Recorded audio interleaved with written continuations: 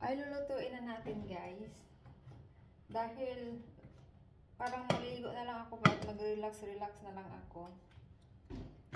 Kasi mag-pizza daw yung isa. May pizza kasi siya. Sabi ko may eggplant rin ako. Pero kakain yan siya ng eggplant. May bacon tayo dito guys. Bacon. Oops. Yan. Yan ang ating luto-luto. Luto-luto tayo. Yan. Ang gagamitin nating pansamot. Tcharam! So, meron tayong onions, garlic. Ito natin ginisang, talong. Meron tayong 3 pieces of, tomato. Syempre, itong ating main ingredients. Yung talong. At dahil wala tayong karne naman ito, yung bacon ng ating ginamit na karne. Kasi wala tayong karne na pang na karne. Ayan. Ilawan natin para makita. Lalagyan natin ng handle, baka ito'y... Saan na yung handle guys? Nawala na yung handle. Lalagyan nilagay. Ito pala. Ito kasi yung handle niya guys, removable. So, lalagyan natin para hindi siya mag-ikot-ikot. Ay, nagulat ako sa'yo. Nagulat ako sa'yo. So, unahin natin ito guys. Para paano natin. Ikot-ikot diba? Iyan na natin para medyo brown siya. Golden brown. Parang prito ba? Ikot-ikot. Ikot-ikot lang. Ikot-ikot.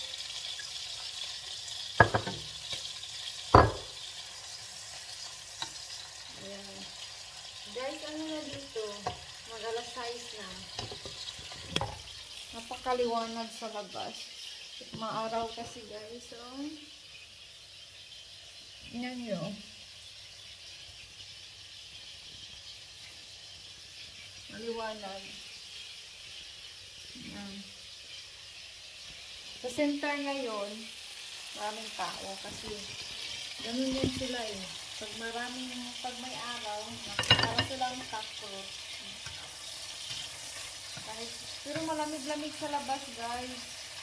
Ngayon is 1 degree Celsius. Ayan nga guys.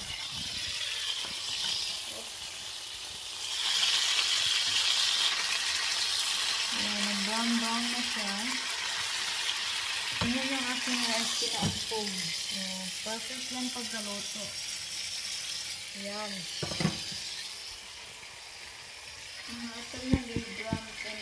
300 grams yan. Noon, sinusukat-sukat yan ng pagluto ng aking partner. Nilagay yan 200 grams. Bakit daw maramihan ako magluto? Bilis lang daw magluto ng rice. Ganyan. Wala nagluluto daw ako ng pang isang taon. Minsan kasi 500 grams yung ko. Pero usually pag siya magluto, 200 grams lang. Kasi talaga siya magluto ng rice guys. Perfect. Kumakain siya ng rice. Siyempre, kain siya ng lahat. Ayaw lang niya kumain ng balot. Kasi torture lang daw yung balot. Sabi ka niya, i-divorce niya daw ako pagpakainin ng balot. Sorry, i-divorce. I-divorce daw. Sabi ko siya, may malalaman ko kung ka-divorce. So, pakainin ko siya ng balot. Ay, siya guys, nagkasip na konti. So, brown-browning natin siya para mas mahap. Nag-brown na siya. Nakikita nyo naman yung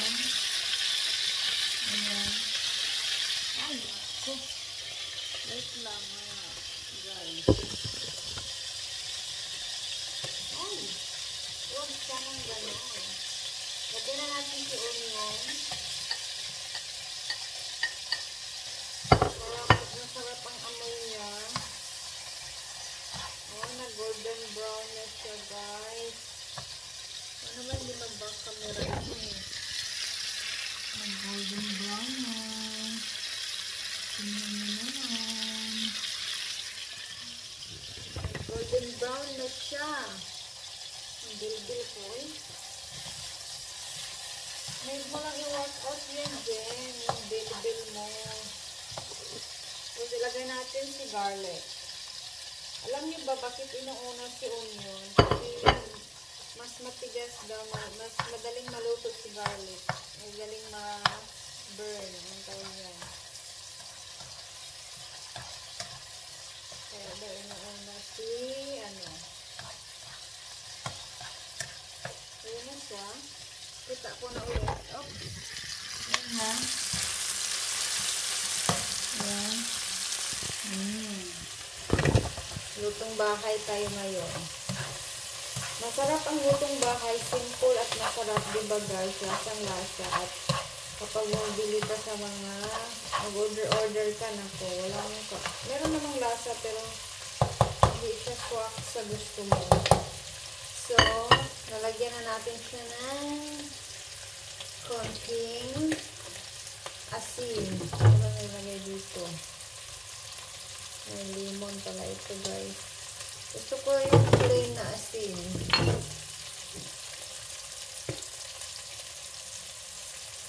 Ay, ito talaga.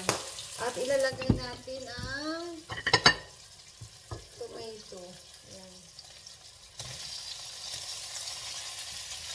Ibisahin natin ito.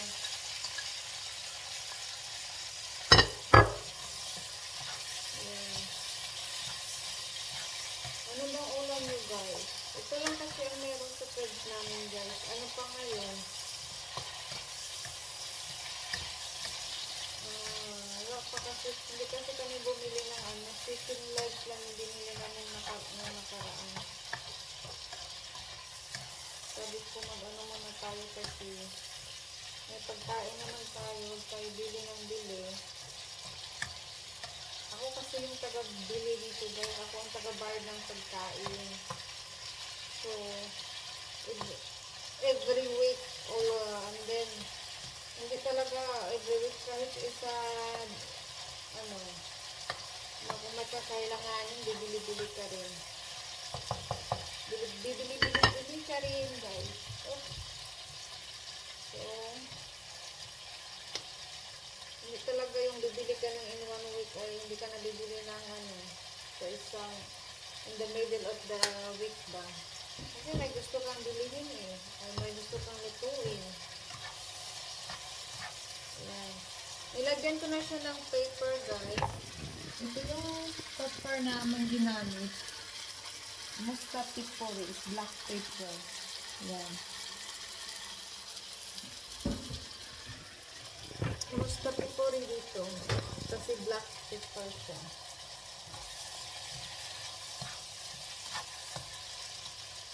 Ilalagay na natin si talong, ha? Ayan. Ayan. Ayan, oh. Perfect talaga yung pagka-slice ko, guys, oh. Napaka-cute. Dali lang ito maluto.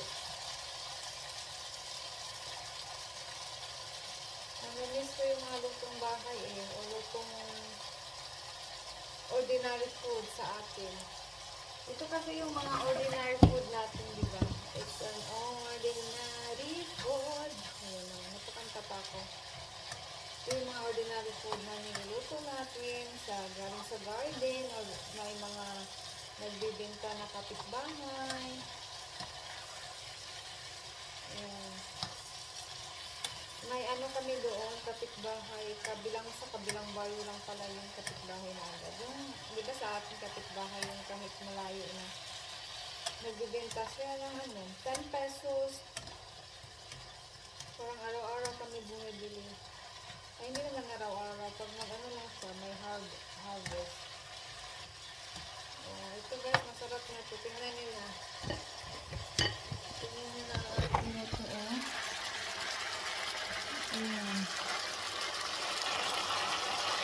guys, nalagyan natin ng ng toyo kahit hindi ko yung gusto na toyo na yan. Pang color lang. Ito. Itong light. Meron silang dito. Ayan. Lalagyan kaya natin ng patis. Ayun na. Ito yung toyo nila dito eh.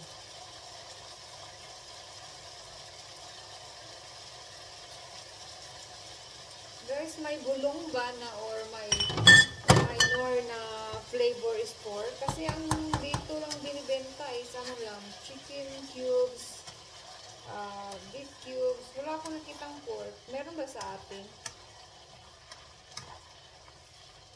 Wala kasi akong nakita. Amoy-amoy na siya guys. Masarap. Lagyan kaya natin ng paprika. Pwede kaya yun? Pwede yun. So, kukuha tayo ng paprika, guys. Nalagyan kaya natin ng paprika. Paprika is yung pepper, guys. Pepper ba yun? Yung bell pepper ba? Lagyan natin para magkulay-kulay siya. Tingnan natin kung masarap ba. Ayan. Ayan. Tingnan nyo guys. Naamoy pa lang. Ay, sarap na yan. Oh? Wow. This is cool. Amazing. Ayan guys. Tingnan nyo yung sabaw-sabaw. Ayan. Nakakasarap yan. Oh. Siguradong ubos yung kanin. Siguradong uubos yung kanin, guys. Pero hindi ko pa natikman, ha? Ayan. Ukayin natin, guys, oh. Kain naman ito, oh. Ayan, oh. Kaganda, kasarap-sarap niyan, guys. So, may ulam na ako tonight and for the morning tomorrow. Ayan. Siyempre, tikman natin yan kung kulang ba or ano.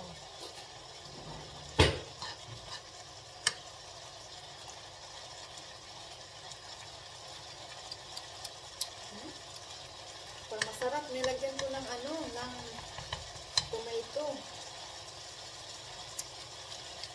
How about that? Tama na yung lasa niya.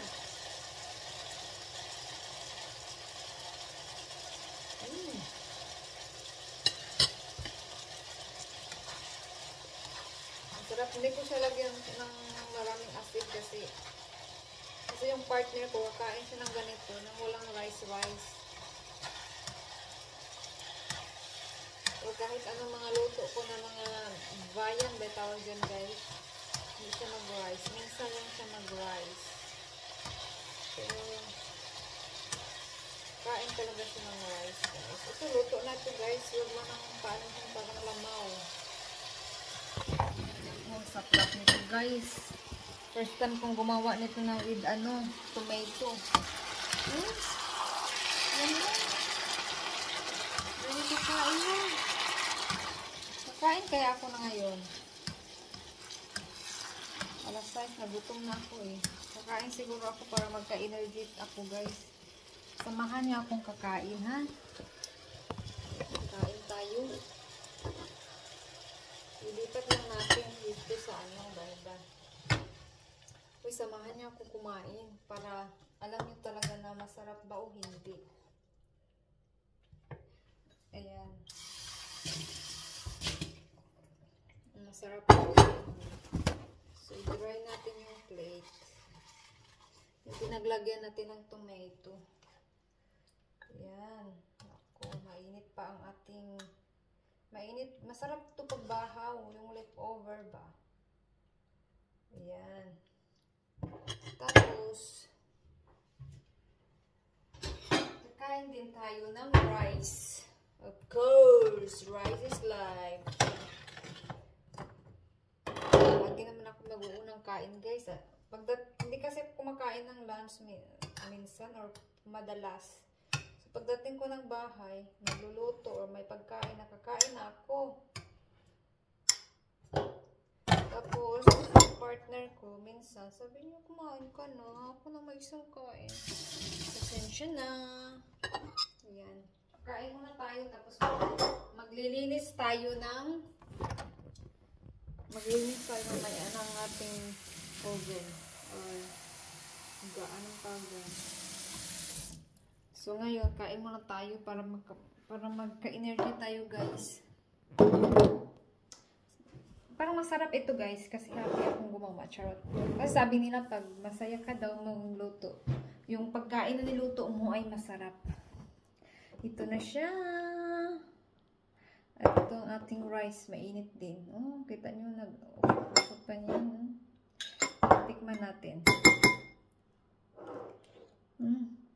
Kain tayo, guys. Mainit nga.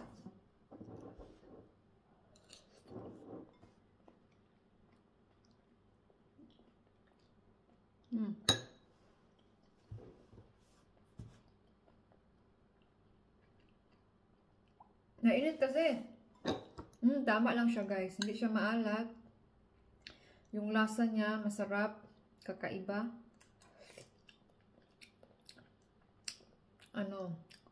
Lasang yung amoy, may amoy talaga na spices. Yung masarap ang amoy kapag may bombay at ahos. At saka nilagyan natin ng paprika.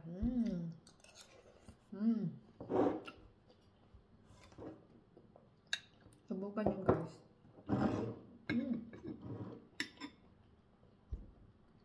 Masarap. Kain kayo. Harap.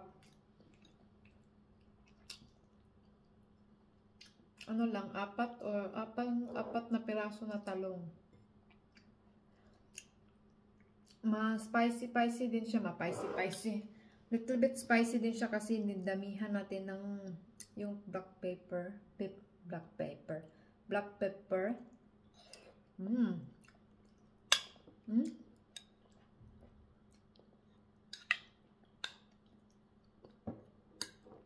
Sarap. Sarap talaga, guys.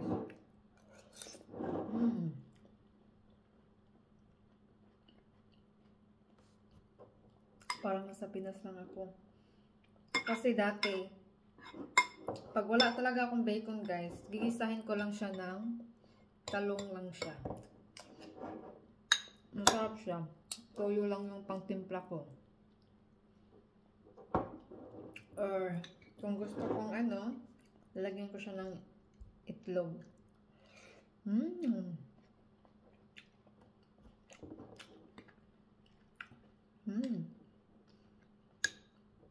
Masarap din kasi bagong luto, mainit, di ba?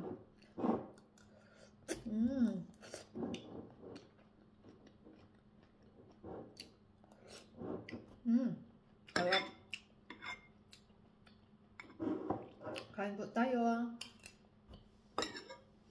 Walang. Manghang.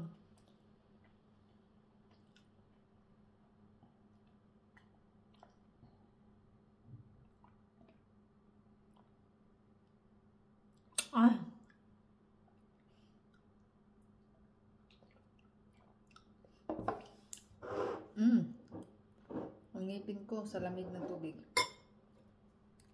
Paalam, guys! Kain muna tayo. Kain muna ako para mabusog ako at magka-energy. Kayo rin, huwag kayong mag-skip ng kain. Char. Bitaw, guys. Kain kayo, kayo palipas ng kain or gutom. Kain din kayo dyan. Or kasi magkakain na rin ako. Continue ako magkain. Bye-bye!